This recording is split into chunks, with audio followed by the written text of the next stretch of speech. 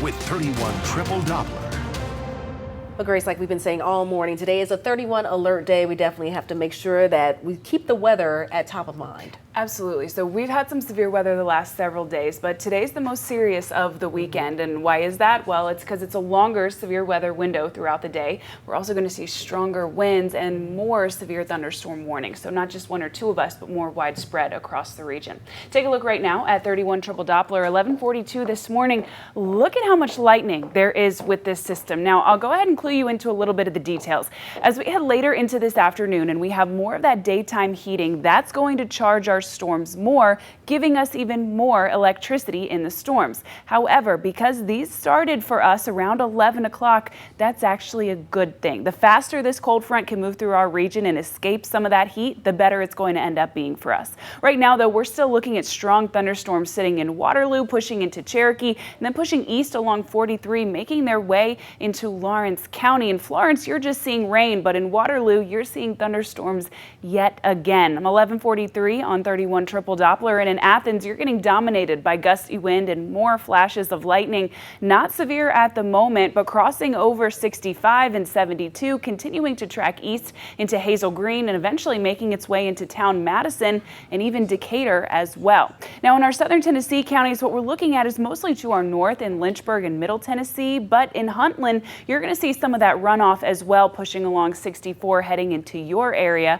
right along the Alabama-Tennessee state line. So nothing severe at the moment, but still very strong thunderstorms with the potential to be severe as we head later into this afternoon. Those damaging straight line winds and hail will be our biggest threats, lasting all the way through dinner time at about 6 o'clock. Now, this is our severe weather risk map. If you're in the Shoals, you're in a level 2 risk. Most of us, however, in orange are in a level 3. I show you this to say we don't often see level 3s for that much of our area. So this is a system that we need to take seriously. We're also in a severe thunderstorm watch through 7 p.m. for all of our counties. What that means is we're expecting to have to issue multiple severe thunderstorm warnings for smaller, more localized regions throughout the afternoon. So just kind of use that as a guide to say you need to be weather aware today because we're expecting some things to come.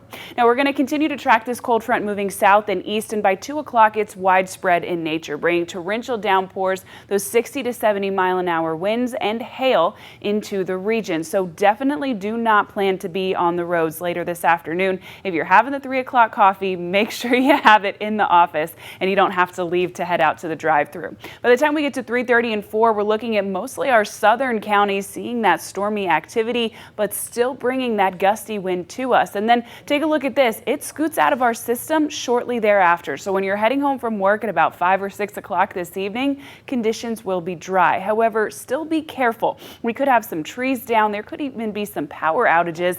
We have very saturated soil, and once we add that in with 60 to 70 mile an hour winds, that could lead to some debris being on the roads. So you will need to be careful. Now, our tornado threat is very, very low, but it is never zero. So that's not our first threat on the list, but it is something that I need you to be mindful of. Tomorrow, the vast majority of us will be completely dry, but 1 or 2 of us in our southwestern counties will see a touch of rain that does put us in a level 1 out of 5 risk for severe weather. I'll go ahead and tell you, though, over the course of the last 45 minutes, we've seen this radar outlook become significantly more dry for our region. So it's looking like most of us are going to be cloudy, but with the exception of some of our far southern counties, we will all be dry throughout our Tuesday as well.